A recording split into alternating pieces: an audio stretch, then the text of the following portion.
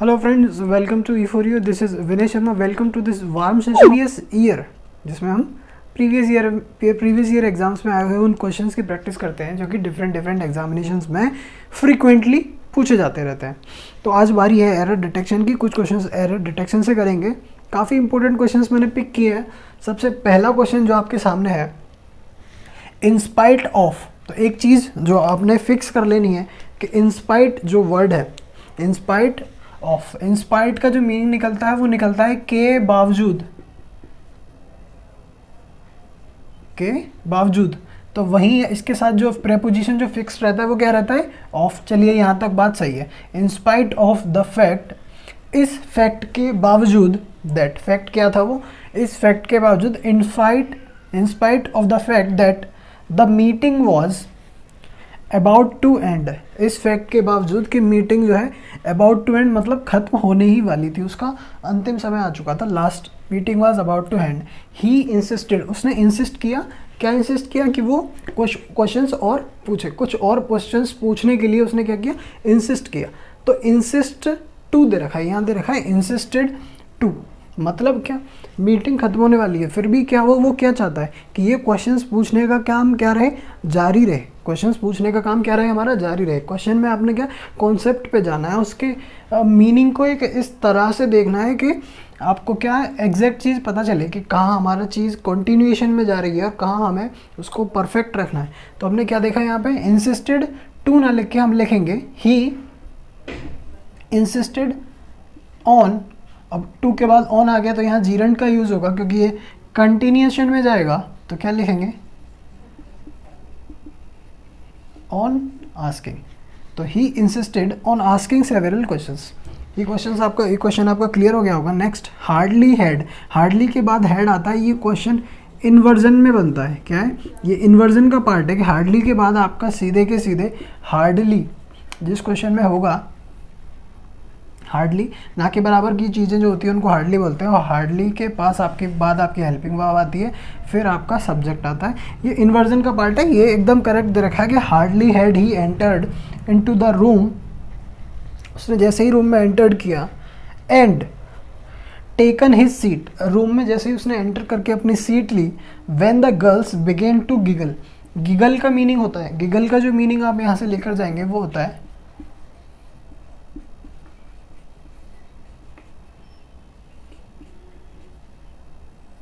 क्या समझ आया, गिगल का मीनिंग होता है कुछ खिलखिलाना, जो खिलखिलाकर जो हंसी होती है ना, यूजुअली गर्ल्स खिलखिलाकर हंसते हैं, है ना, दांत दिखा के हंसना, खिलखिलाकर हंसना, तो वो होता है गिगल का मीनिंग। तो जैसे ही वो अपने रूम में गया और उसने अपनी सीट ली, गर्ल्स ने क्या किया, गिगल करना शुरू कर दिया। तो यहाँ आपको जो देखने वाली चीज़ है वो है एंटर्ड के बाद इनटू दिया है, जबकि एंटर के बाद प्रेपोजिशन हम यूज़ नहीं करते। एंटर का डायरेक्ट मीनिंग होता है रूम में एंटर कर जाना। तो एंटर के बाद इनटू न्यू लिखना अपने आप में क्या साउंड करेगा, सुपरफ्लुअस साउंड करेगा। तो यहाँ हम इनटू का यूज़ नहीं करेंगे और एरर हो जाएगा आपका पार्ट ए में। तो हमारा अगला क्वेश्चन है, आई was disappointed when I came for seeing you last evening but couldn't find you at home. मैं डिसअपॉइंट हो गया, निराश हो गया, when, जब मैं आपके घर आया था, when I came for seeing you last evening, जब मैं आपको देखने के लिए आया था, but couldn't find you at home, लेकिन मुझे आप घर पर नहीं मिले। तो इस सेंटेंस को अगर आप ठीक से पढ़ें तो आपको एरर फाइंड करना है, और एरर फाइंड करने के लिए आपको ग्रामेटिकल पॉइंट्स पे पहुंचना पड़ेगा। क्या करना पड़ेगा, आपको ग्रामेटिकल अप्रोच देखनी पड़ेगी। तो grammatical approach, I was disappointed, एकदम सही बात है, कोई दिक्कत नहीं है। Next, when I came for seeing according to the structure. इस सेंटेंस में आपको फॉर सीइंग नहीं करना है। क्या करना है, फॉर सीइंग ना लिख के आप लिखेंगे यहाँ, इसको जीरंड की हमें सेंटेंस में आवश्यकता नहीं है। जीरंड में आपको जीरंड वाले टॉपिक में पढ़ाऊंगा, लेकिन अगर आप देखें यहाँ तो आपका to see, when I came to see you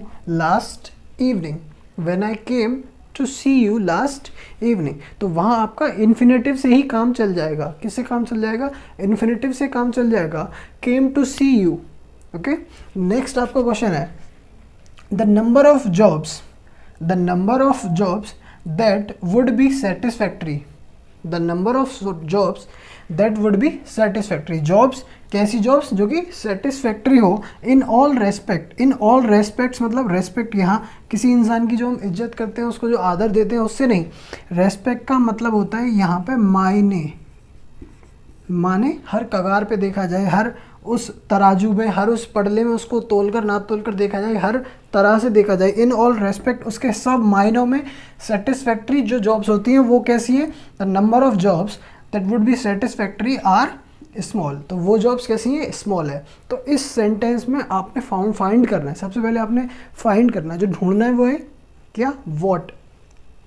इस क्वेश्चन में आपको सबसे पहले नाउन देखना है कि इसमें नाउन क्या है, आपका सब्जेक्ट क्या है। नाउन भी ना देखे तो आप सब्जेक्ट देखिए, तो सब्जेक्ट आपका जॉब्स है या नंबर है, सब्जेक्ट आपका जॉब्स है या उन जॉब्स का नंबर है। तो सब्जेक्ट जो आपका मेन सब्जेक्ट है वो आपका क्या है, नंबर है, द नंबर। बात किसकी हो रही है, नंबर की। द नंबर से बाकी का सारा आप एलिमिनेट कर दो, द नंबर ऑफ जॉब्स या दैट से यहाँ से लेके यहाँ तक का ये पोर्शन है, दैट से लेके यहाँ तक का ये जो क्लॉजेस को अगर आप एक सेकंड के लिए स्किप कर लें और पढ़ें, the number of jobs are small, तो क्या हो जाएगा, आपने देखा, आपने आपका सब्जेक्ट देखा और आपको पता चला कि यहाँ जो आर दे रखा है ये तो बेवजह बेफालतू में दे रखा था, जबकि हमारी बात नंबर की हो रही है। तो हम लिखेंगे the number of jobs is small. Subject आपका कैसा है, सिंगुलर, तो वर्ब भी कैसी आएगी, सिंगुलर। अगला आपका सेंटेंस है, I have found the man, I have found the man whom I know is a thief, मुझे एक ऐसा आदमी मिला। कैसा आदमी मिला, मुझे एक ऐसा आदमी मिला। मैं पूछ रहा हूँ भाई कैसा आदमी मिला, what kind of, किस प्रकार का, समझ आए क्वेश्चन आपको क्या मिला, what kind of, I found a man, मुझे एक आदमी मिला।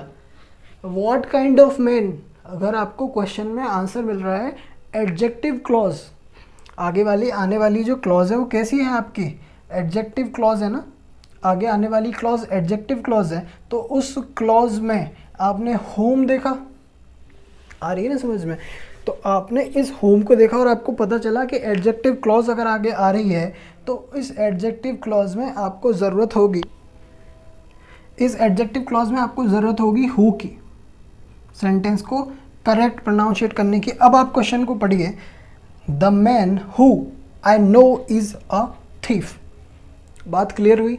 एडजेक्टिव क्लॉज आपने बनानी है, तो आपने क्वेश्चन किया व्हाट काइंड ऑफ का आपको आंसर मिल रहा था, तो एरर हो जाएगा आपके पार्ट सी में, क्या हो जाएगा, who, the man who I know is a thief. समझ आया, चलते हैं अगले क्वेश्चन। नेक्स्ट क्वेश्चन आपका है वो है there is no reason why he shouldn't come since he is in the town and is free. इस बात का कोई रीजन नहीं है कि उसे क्या आना चाहिए, उसे आना चाहिए, उसे he should not come to, no, उसे नहीं आना चाहिए था, इस बात का कोई रीजन नहीं है। Why he shouldn't come since, जबकि he is in the town, वो टाउन में भी है और फ्री भी है।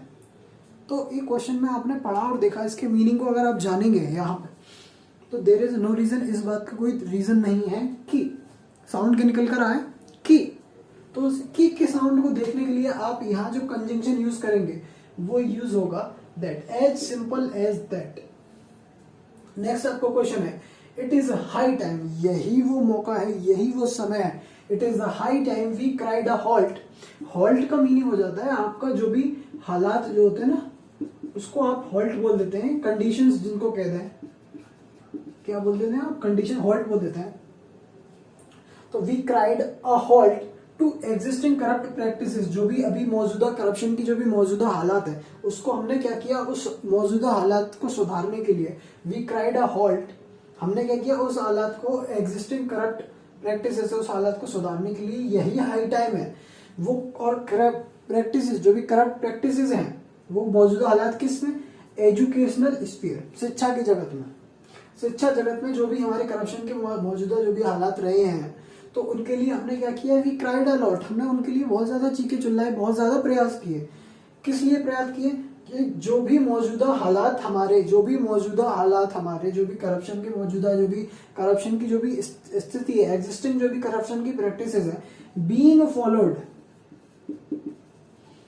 बीइंग फॉलोड, जो कि फॉलो की जा रही हैं शिक्षा के जगत में, एजुकेशनल स्फीयर में जो भी करप्ट प्रैक्टिसेस फॉलो की जा रही हैं उनको सुधारने के लिए it is the high time. Question समझोगे, यहाँ बीइंग ना लिखकर इस सेंटेंस को बहुत ज्यादा मीनिंग गड़बड़ हो रहा था कि एजुकेशन की जो करप्ट पॉलिसीज है वो किस में फॉलो की जा रही है, तो being followed in the educational sphere.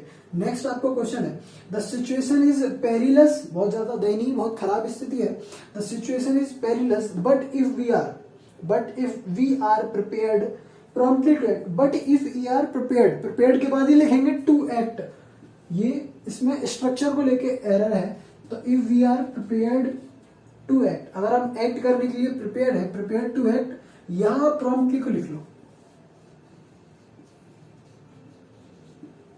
Okay, if we are prepared to act promptly, बहुत ज्यादा समझदारी, there is still one chance of escape, एक चांस बचने का है। होपफुली आपको एरर डिटेक्शन समझ आया होगा। प्रैक्टिस सेशन में बने रहिए हमारे साथ, इसी तरह के कुछ प्रीवियस ईयर्स में एग्जाम्स में पूछे गए ये क्वेश्चंस आपका एनडीए 2014 में पूछा गया है, ये क्वेश्चन आपका एसएससी 2017 में आया गया क्वेश्चन, प्रीवियस ईयर के एग्जाम्स में फ्रीक्वेंटली बार बार आए गए इस तरह के कुछ इंपॉर्टेंट, और वो भी क्वेश्चंस ऐसे ही क्वेश्चन नहीं, कुछ इंपॉर्टेंट क्वेश्चन जो कि अपने आप में एक महत्व रखते हैं, कुछ रूल उनके अंदर होता है, कुछ तथ्य उनके अंदर होता है। इस तरह के क्वेश्चंस को हम करेंगे, इस तरह की चीजों को हम कवर करने की कोशिश करेंगे। टिल देन बने रहिए हमारे साथ। Thanks for watching the video, keep learning, keep supporting us.